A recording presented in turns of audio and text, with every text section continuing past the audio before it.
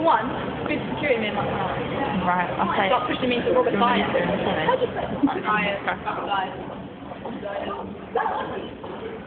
No, you're not pushing me. I think you're going in there with me if you are pushing me. She's a ruler.